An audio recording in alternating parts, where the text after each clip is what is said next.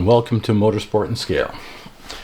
In this episode this is going to be episode 2 of the Model Factory Hiro Porsche 917K build series. Today we're going to talk about test fitting, pre-fitting assembly, looking for potential issues that could creep up as you build the kit. So it's just talking a little bit about strategy, how I approach my builds, and this isn't anything particular to Model Factory Hiro. This could be anything that I'm building, or anything that I'm building, especially if it's a complex build or I'm adding, aftermarket parts and whatnot to it that has a tendency to, or could have the potential to introduce some variants that may cause fit issues and so forth. So usually what I'll do is I'll go through the instructions. I'll just, get familiar with the build sequence, get familiar with how everything interrelates to each other. In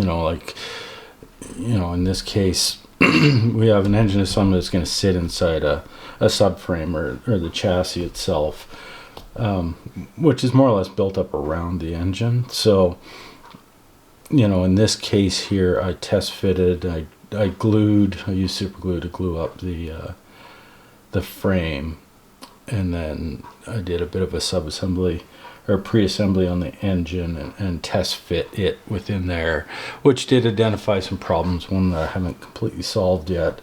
And as we talked about in episode 1, I've already obviously done some of this work already. This episode is going to be a little bit of a catch up through a bit of a video or a photo montage of work that I've done over the past little while, and will bring us up to where I've started to actually film for episode 2 here that we're presenting today. So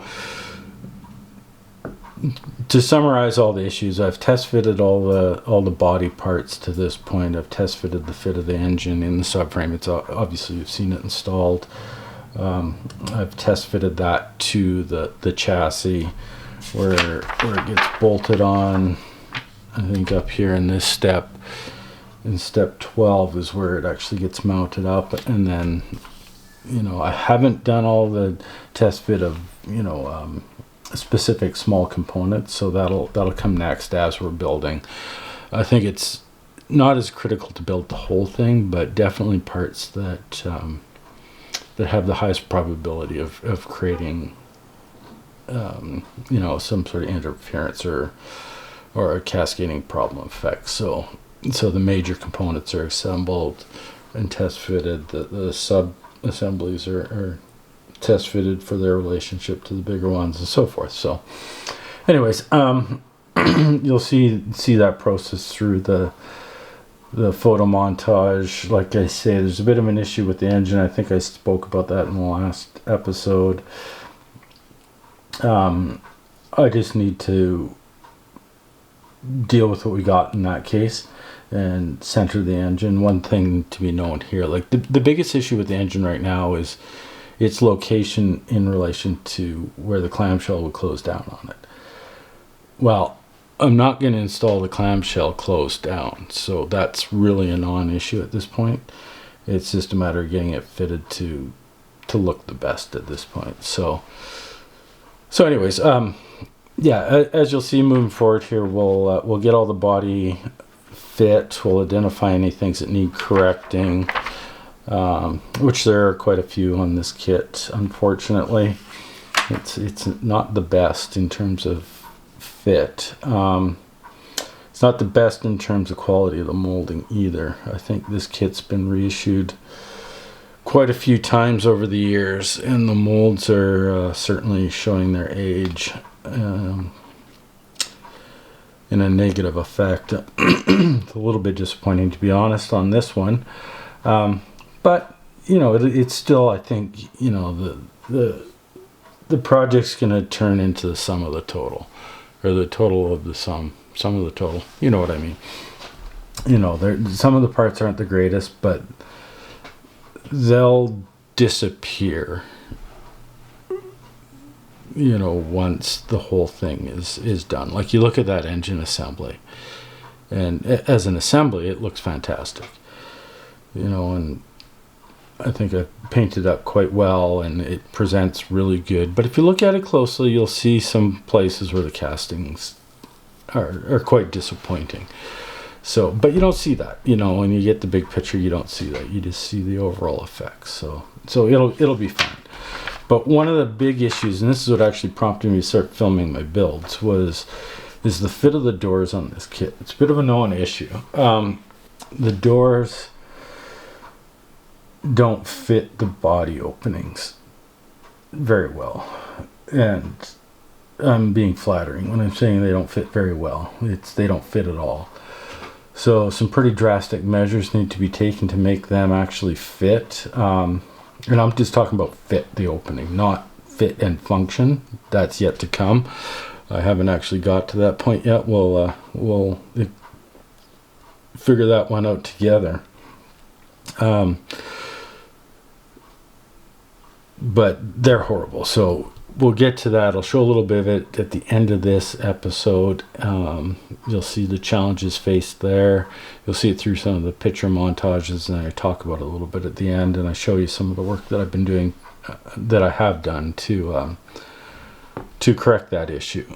And then, depending on the length of this episode, we might actually go right into the work that I'm doing or have done to actually fix the doors and get them acceptable and presentable within the body. So yeah, it's just a brief overview of what you're going to see in this episode. Some of it's just going to be a bit of a video montage. I'm not going to narrate over that. You can just get a glimpse of my process, my strategy, you know, my thought process around that sort of thing, and then we'll get more into the video. And this will be the last episode that'll have, I think it'll be the last one, it'll have that bit of a photo montage placed in it. The rest will be live film. So anyways, I hope you enjoy, and we'll see you at the end.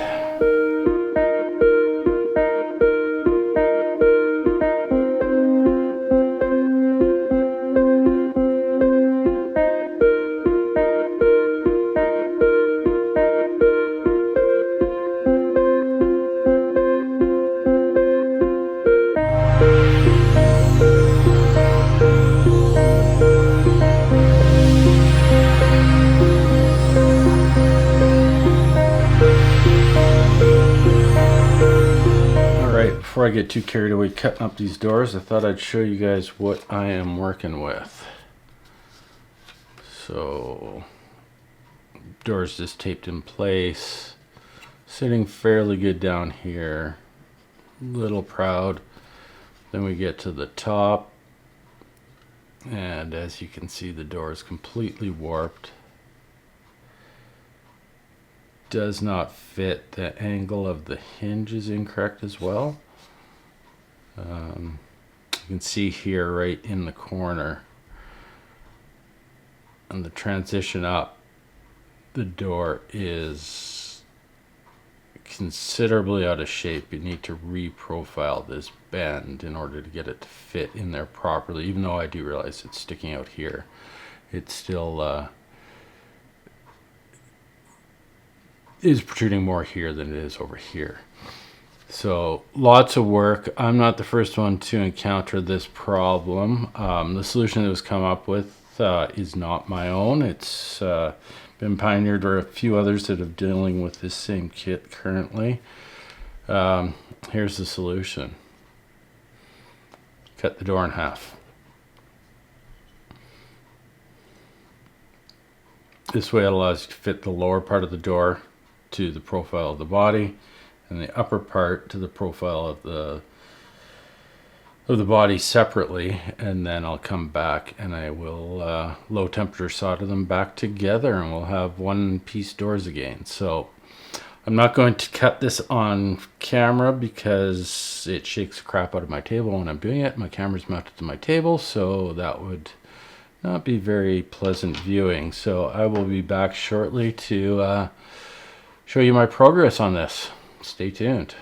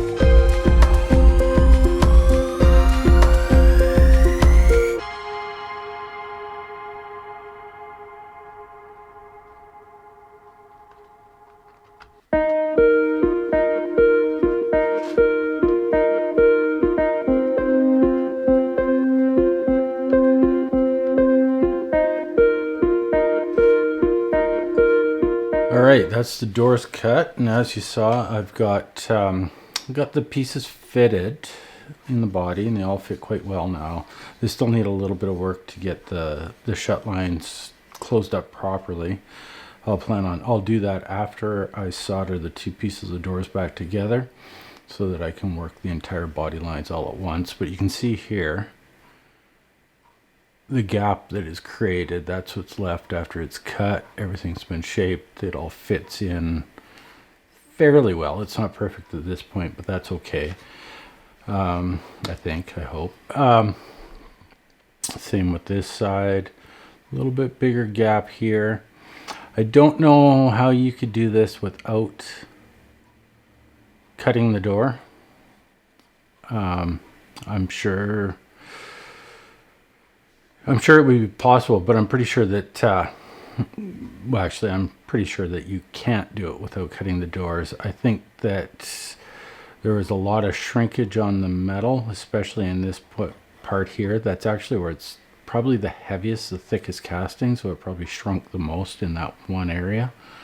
As it cooled, you can see that there's a lot of casting defects here in the door. These are physical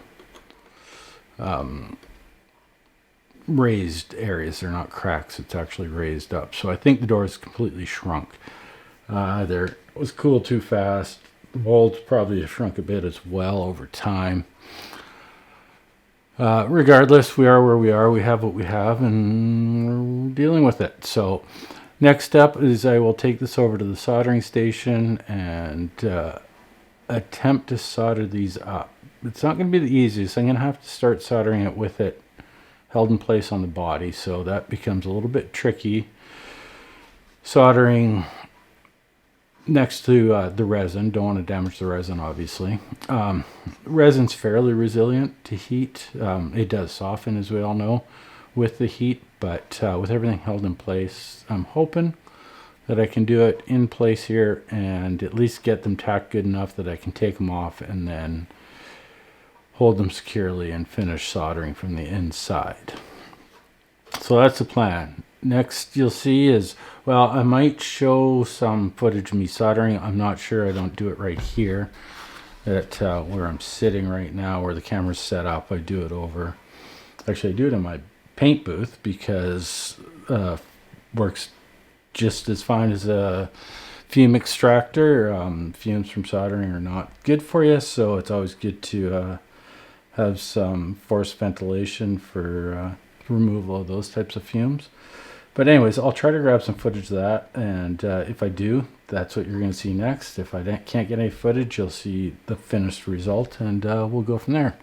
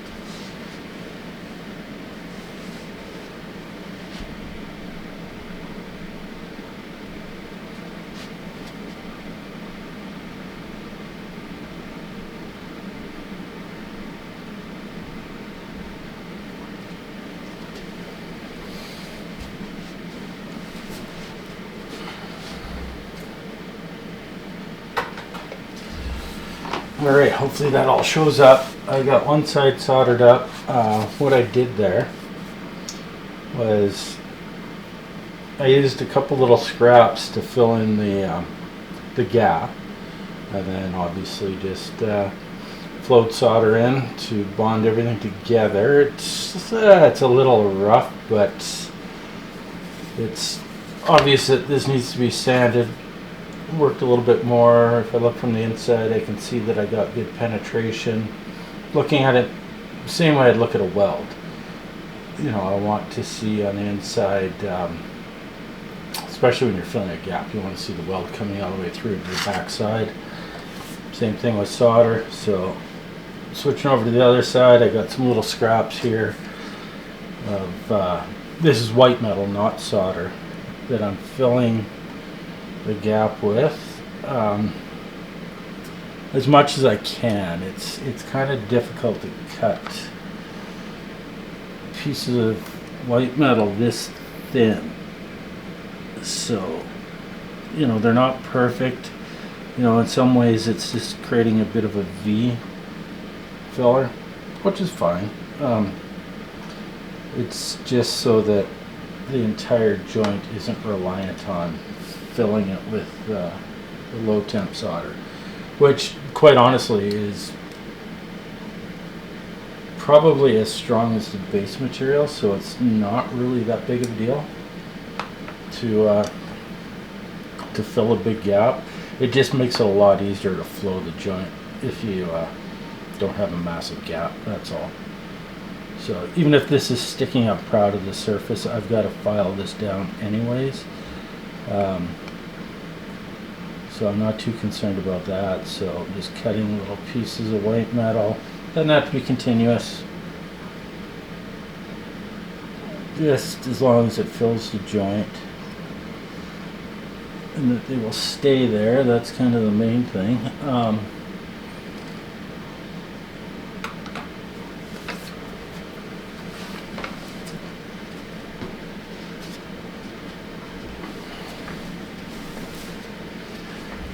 So I just prepped a few pieces, just getting them cut, stuffed in there, and then I will solder the second joint, or the second door here. Fortunately, I can't find a very good camera angle for this. I've got to work on the setup a bit here.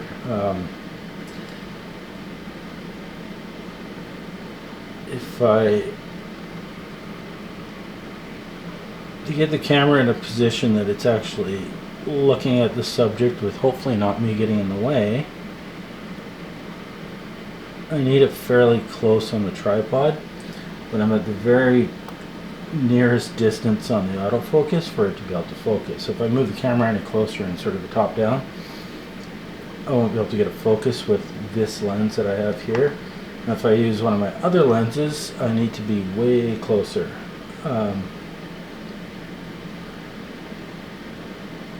With the camera, which is not working the way it's set up, so I can get the angle that I want. So, yeah, we'll figure it out. So there, I got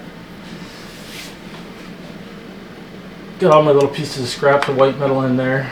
Now, flux. This is the most important part of this. This is an acid-based flux, which cleans the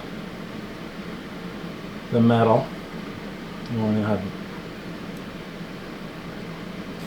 for doing this type of low temperature soldering, you want it quite wet, like almost pooling amount of liquid on there. And then what will happen is, as soon as you touch the soldering on here with some solder, it'll flow. It acts as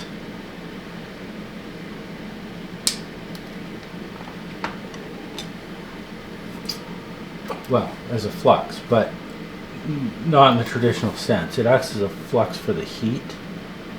So what it does is it makes it so you don't need to get the base metal as hot as you would normally to get the solder to flow, yet it'll still flow and bond because of the other properties of the flux.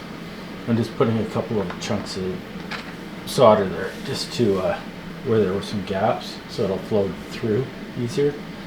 But again, you want it quite wet. Like, I don't know if you can see this, but you know, you can see in the joint where the two pieces of metal touch that it's actually, you know, it's pooling. Capillary action has caused it to be there, and it's wet in that joint. So that will pull the heat into the joint, and it'll pull the solder into the joint. And then because it's flux and it's acid core, or it's an acid-based flux, it cleans the metal and purifies so that you get a strong bond. Now, typically for solder transfer, like for this type of work, I'll get the solder on the tip. Then you just need, hopefully this picks up, you just need to touch it and it flows into the joint. Like, that's it. That little spot that I touched, it's soldered. That's all it takes. You know, I am barely touching the base metal. Like, my soldering iron tip temperature is 550 degrees Fahrenheit, which is way hotter than the melting point of white metal. Yeah, shit. So if I linger, if I sit and put this on for too long, I will melt the white metal, which I might be doing right now. Sorry. The piece moved. I just had to get it back in place. So once the flux has done its job and actually made the base metal clean, it's actually quite easy to solder this stuff. It's quite easy to screw it up too. And you just keep, you know, reflowing it. If you find that it stops flowing very well,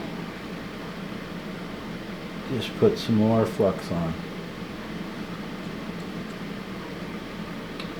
What happens when it stops flowing? If you had an area hot, you've melted solder, you want to come back and rework it. What's happened is it's oxidized, so when it becomes difficult to rework again, that's because it's oxidized over. So a little bit more flux just to clean the area again. A little bit more solder.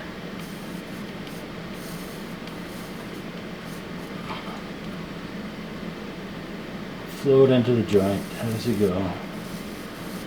Now you can see I'm working one end of this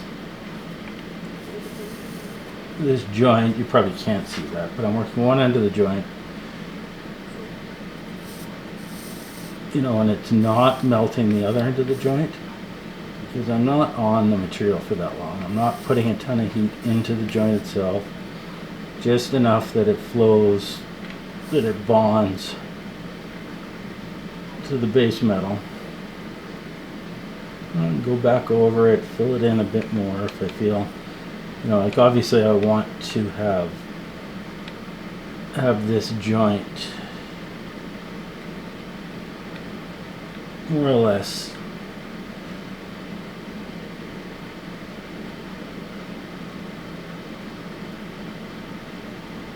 proud of what the actual finished surface is. That just makes it easier all around, right? I don't need to use filler. All I'm going to have to do is sand this down and file it down. Minimal amount of filler, and it'll be good to go. So anyways, that's it. Those doors are soldered. I'll take you back over the bench, show you the finished product.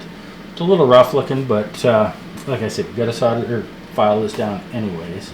You got to do some work on the gaps now. Now I can straighten my edges up, the trailing edge of the door. I can get those all aligned and straight.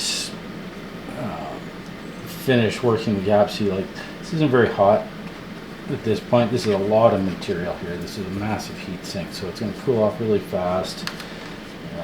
I doubt I'd even put any heat into the resin, but anyways, let's go back to the bench.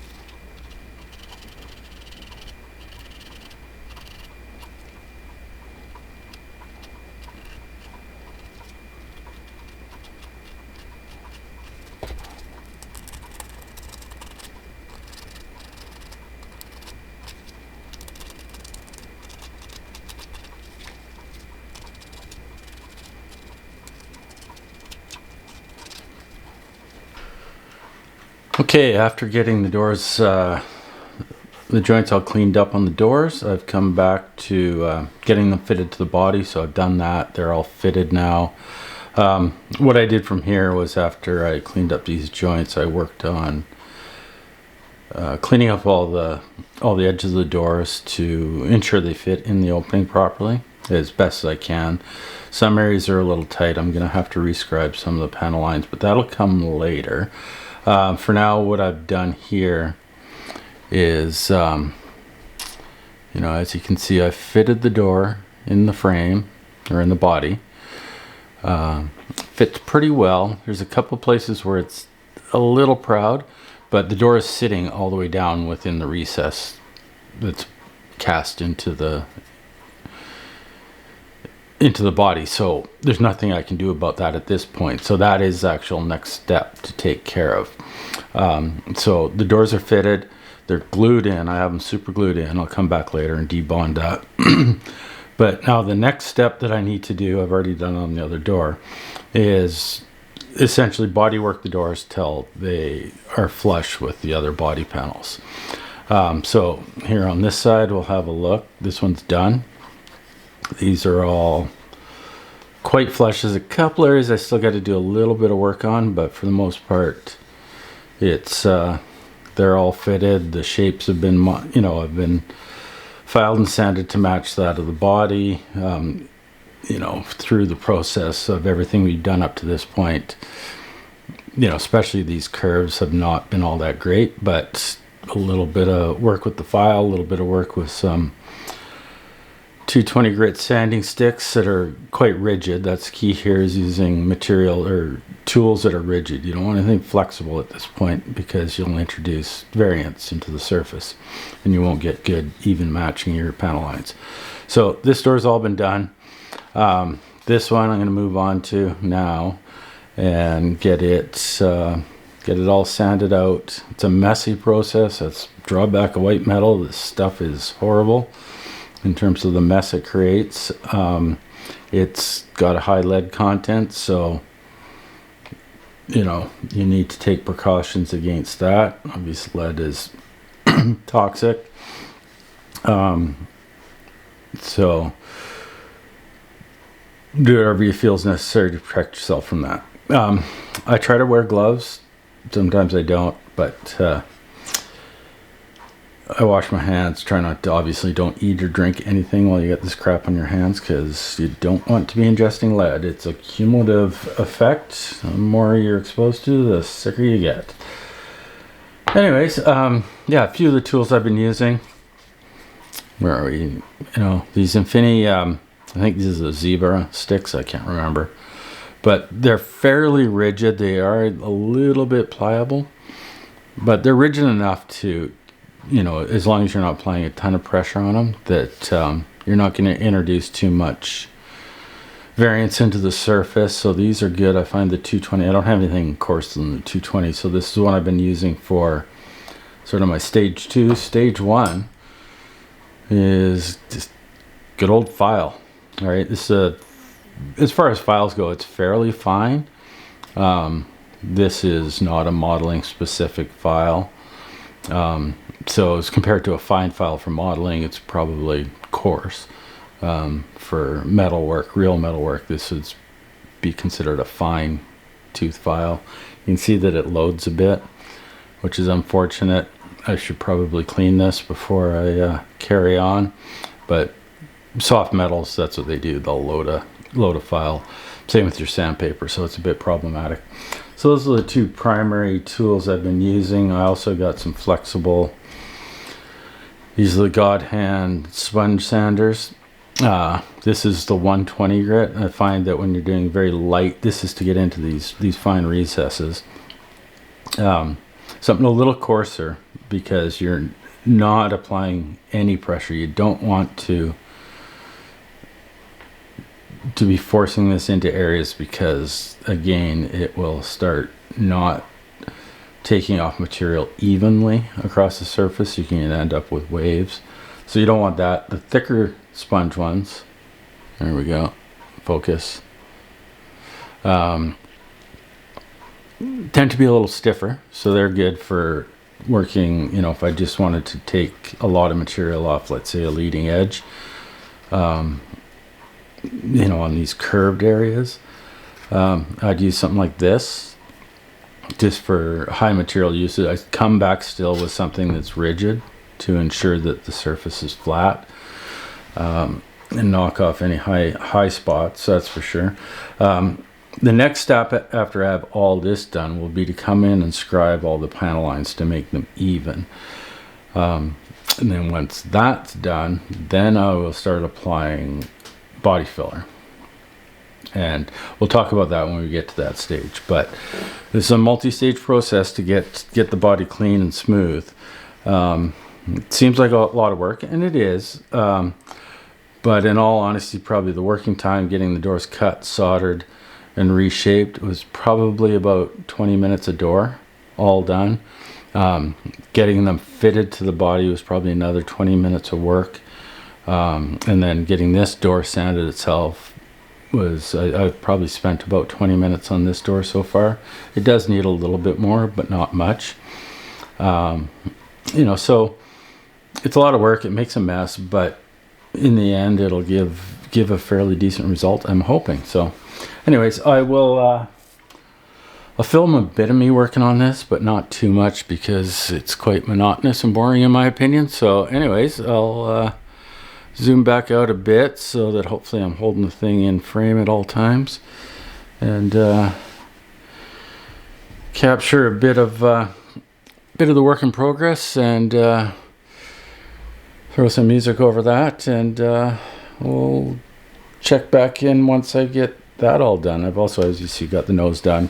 I had it glued here, and it's separated, so I just re-glued it and taped it until the glue sets. I think that's key, getting it, before I go, getting these set so that I can get them flush, re-establish the panel lines to be consistent. I think it's critical to get the doors glued and fixed in place. I don't think there's any way of doing that with just holding the door in place. Mainly because the resin is so flexible that if you apply any pressure, you can spread this, or you can force it into place. It's going to move this over a little bit. So there's no real other practical way of doing this other than gluing them in place. And I use super glue. That's the same way I have this whole assembly is glued together right now. So I'll come in with some debonder. Once I'm done, take it apart, clean it up. The metal parts I'll probably run through my tumbler again, just to clean them more than anything. And then we'll go with the bodywork after that. All right, I'll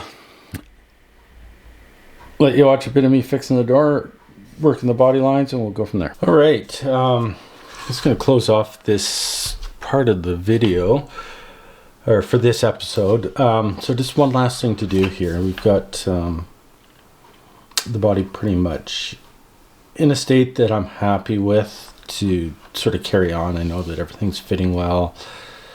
I've dealt with most of the rough issues. There's still going to be some finishing work here, but for that I'll need actual primer on it to really help in identifying any low spots. Like I know I have one here, I can feel it with my finger, but that's okay. I want my sort of sealer primer on here, and then I'll work on top of that for anything, for a finishing perspective. So the next step, or the last step I need to do here, is basically take this apart, because the whole reason for doing this is pretty much my next step is going to be, I need to finish the tub, attach the engine to it, and the way this goes together is you can't put it together like this. So the engine goes to the tub with its the rear subframe, and then the side pods need to go on next, then the body goes on top of everything. So I need it separated. I can't unfortunately finish it like this, although you need to finish the interior anyways. But order of assembly, so what that means is I have to separate these lower valances, whatever, covers, from the actual body. And as you can see, I've in the course of doing this, I've got some body filler in those joints, and those are actually supposed to be joints, not nice and flush like they've ended up because of all the work I had to do. Initially there was a massive step on both sides here, so that was part of the corrective actions taken. So anyways, here we go, live on camera. This is sort of my first step in getting these separated, is I need to recreate that body line there. So what I'm using is I like this razor saw. This is Mr. Hobby. It's 0.2 millimeter blade on it. I think you can get some other thicknesses, but this is a nice one. And what I like about it, it's a nice long blade, so it's easy to relatively easy to get it registered and do a straight cut. So that's essentially what I'm trying to do here, is get this trimmed along here.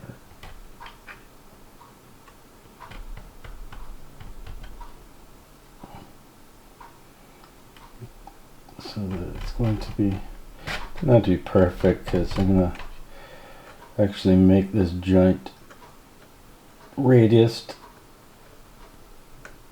before I put it back on, so there'll be a slight radius. They come together, you know, like that. Because that's the way it was in real life. It wasn't just a nice flush for the panel line, so to speak. So, you know, that's got that. And the reason I wanted to use a saw was to cut the body filler instead of scribing it or cutting it with a knife, which would chip this body filler out of there. So that's my theory, at least. In any event, it's pretty low risk, you know, like I need to do some work here anyways.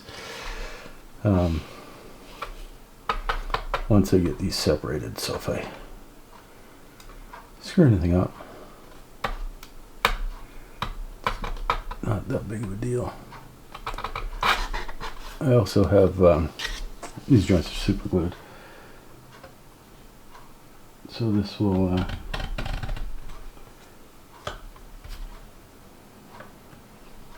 help to get that started to separate them. I gotta be careful, like I can't just saw this whole joint off or the super glue off, because there's locating pins that I want to preserve if possible.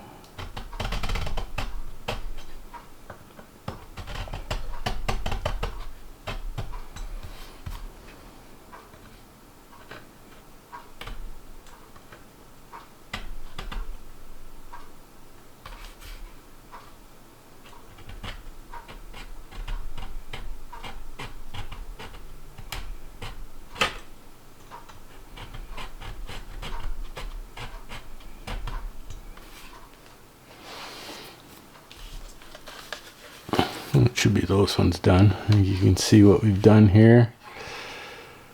We've more or less just created some panel lines, which are fairly representative of what the real thing was. I see a lot of these things built without that panel line anymore, and that's not real because these were removable.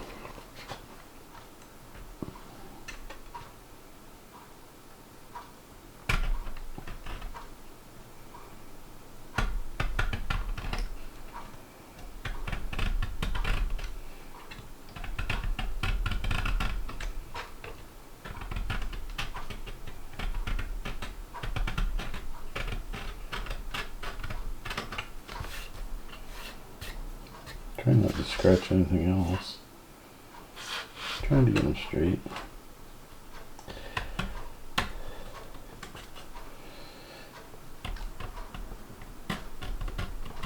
Just trying to register the blade against the flat part of, you know, the back part. I think that's okay.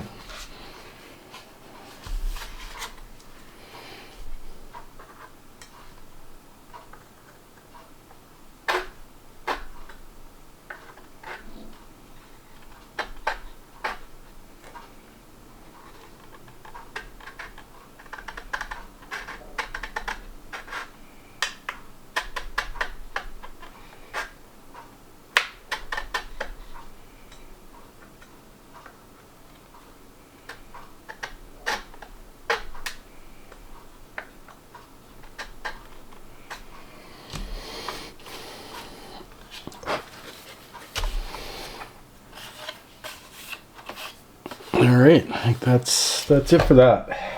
Let's here comes the fun part. Trying to get the super glue to let go. I try not to put too much in there, but it was inevitable that it failed a few times, so I had to keep gluing it. So there might be quite a bit in there.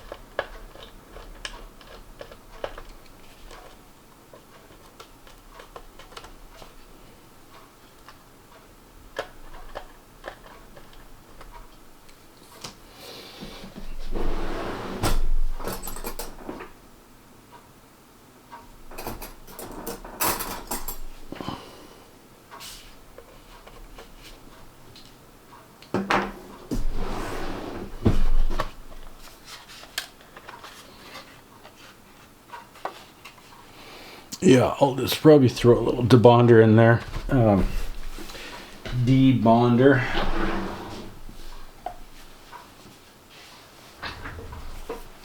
I'll use this stuff here. It seems to work okay. It kind of makes the super glue gummy, I find. Which it doesn't really affect, plastic. It will affect paint though, so I gotta be kind of careful here. I don't think it'll affect, or it shouldn't affect the filler I used. Kind of another reason why I wanted to use a polyester filler is it's less affected by other chemicals.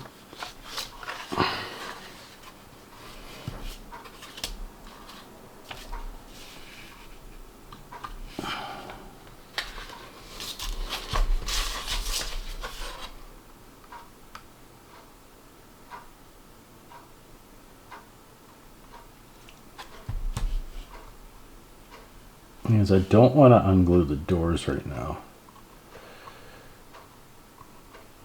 Because, well, they're still fixed and flat in the position that everything was sort of worked out in. I want to install the hinges and get everything functioning on that side of things so that the doors will open and close and go back to where I've got them fitted. At least that's the theory. We'll see how that works out. Anyways, I'll probably let that sit for a bit. I'll be back in a bit to see how that went. Alright, so I just broke free the other side. It didn't actually take that long. It's only been like a minute. It actually came free, so then I turn the camera on, see if this side will do the same, which I don't know why it wouldn't. I'm just trying to get in the gap without wrecking anything.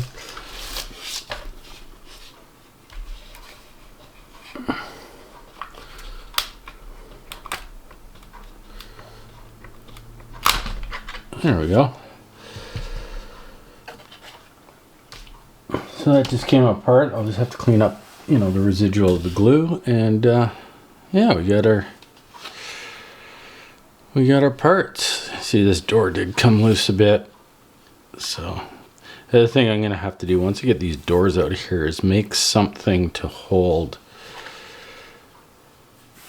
this body. Because without the doors in, there's like the only thing holding the two parts of the body or this back part of the body from the front is this little piece right here.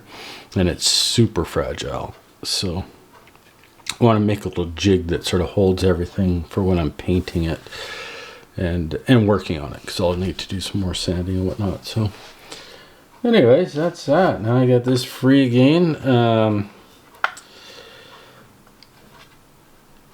to do all the work I need to do on it. Awesome. So that pretty much wraps up the, this episode and this sort of segment of, getting the body aligned and any issues fixed. I think we should be in a good place now. We can carry on with the rest of the build. I'll probably work on getting the body done, intermixed with the other work. If I get a little sick of doing some other stuff, I'll come back and do a little bit of body work, maybe throw the primer on this, fix up, get every finishing work done on it, get it prepped for paint and whatnot. Sort of in between, because I can now just sort of work on this as its own little project. I do need to get the side pods done and painted fairly quickly. Like I say, the next step, basically where I am in the project is starting the rear section here. I just got a few little things left to do. I just got the air intakes or the air funnels for the transmission cooler, the spare tire mount. Those are the clear resin. I just need to get them painted. Then it's onto the rear suspension. But then the next step after that is the front suspension, or the front sort of component. So that's where I need this. So this, obviously, in order to finish this needs to be done. It needs to be painted. So that was why I did all this now. And then pretty soon coming up will be, finishing off the front tab. And then we are right into getting the, I don't know if you can see that, we'll be getting the side pods on. So they need to be finished to get them on. So anyways, that's sort of the order of assembly, and it actually goes pretty quick at this point. These, I imagine, are going to take some time, like building up all these components for the side pods that sort of sit inside those side pods beside the engine. That's going to be a bit intensive, but the interior work, all that is actually fairly straightforward by the looks of it. So once we get a little bit of paint on these components here and get them more or less ready for assembly, that's sort of the turning point. That's where you start coming in down the home stretch, more or less. So anyways, thanks for joining me. I appreciate it. Take care and bye-bye.